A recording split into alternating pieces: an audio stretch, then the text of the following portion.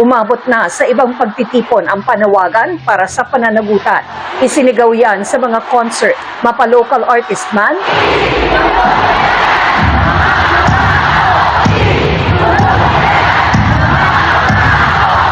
at kahit sa mga sports event.